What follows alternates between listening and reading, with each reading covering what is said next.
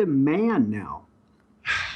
Uh, the White House just, and this is an hour and a half ago, the White House responded by saying that it would, there are some particular issues they have with the Cromnibus regarding campaign finance or Dodd-Frank riders, but they will not veto it. So the president has come out and said that he would actively support the bill that Boehner is pushing. Well, if that doesn't itself tell you everything that you need to know, Well, like if I the said, it's guy primarily, dude. It's like I said, it's primarily a Democrat bill with few exceptions. That's right. I mean, if the guy that you were hired to fight comes out and signs off on your strategy, you may need to go back into the bunker and think of a new strategy. You think?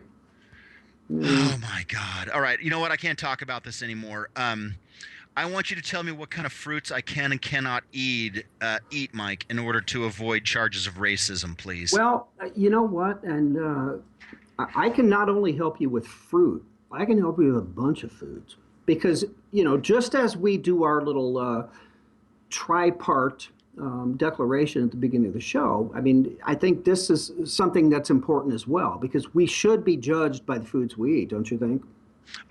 We should be judged by everything that we do, That we depending do. on what exactly. Exactly, where we Well, no, live. no, I'm sorry, not every single thing we do. The things such as the types of foods that we eat, that would be an important thing to be Well, this judged is, by. well, it should be at the top of the list, okay? Right. So this guy, Tommy Christopher, white guy, by the way, this is, you can't make this up.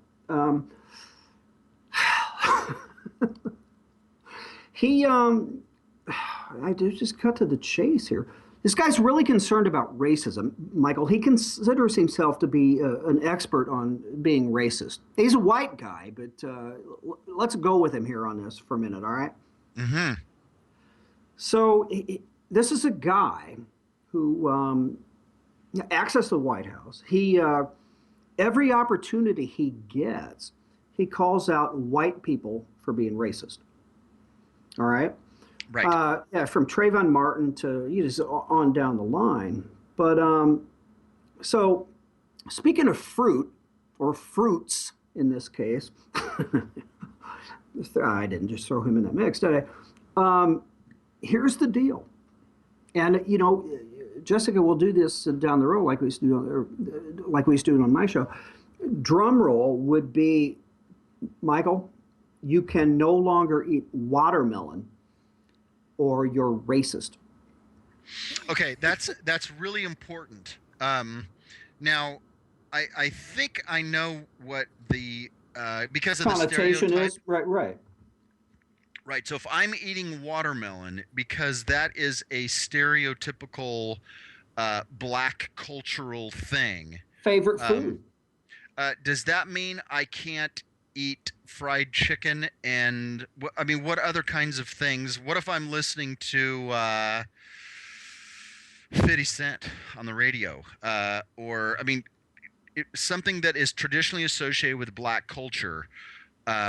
If I do that as a white guy, I'm being racist. Is that what the general Exactly. assertion is? It's exactly true. He says, and I will get to other things you can't eat, but he says, I realize that even though watermelon is the only kind of melon I can stand, so in other words, he liked it, I haven't eaten it in decades.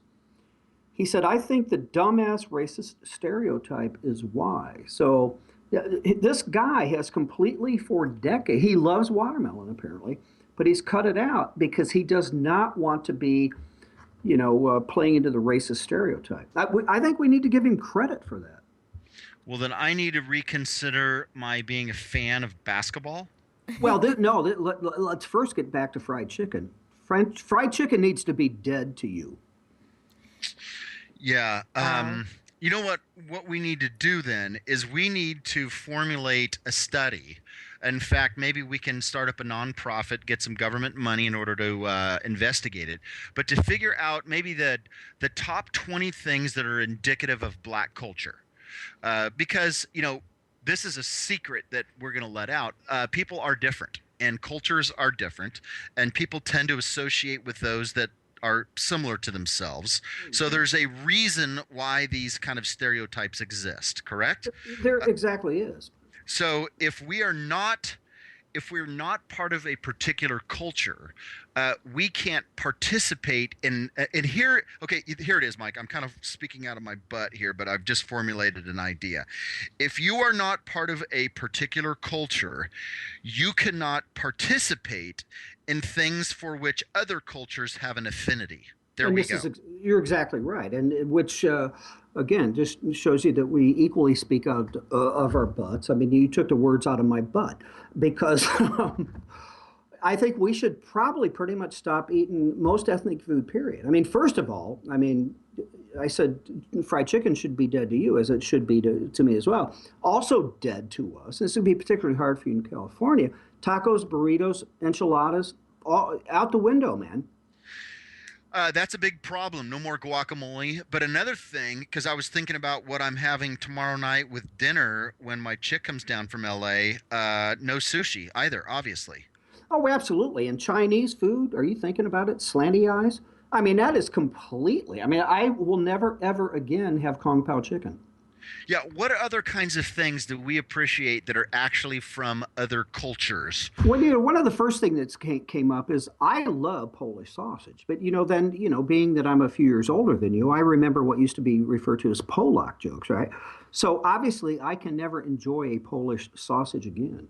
Okay, so that's not a problem for me because my dad's side of the family, half of it's German, the other half is Polish.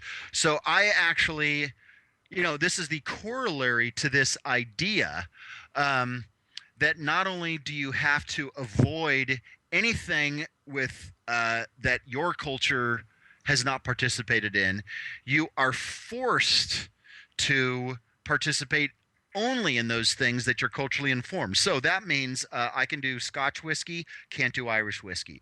I No, can do can't do Polish. Irish.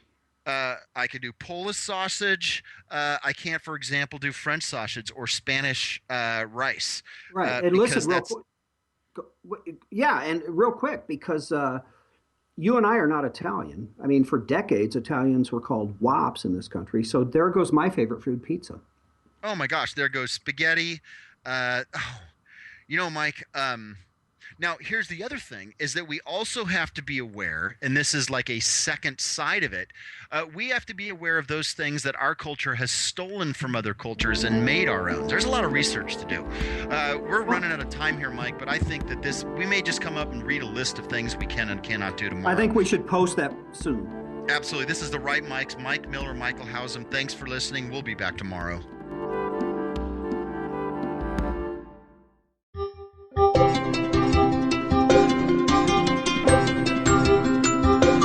This show is produced by IJReview.com.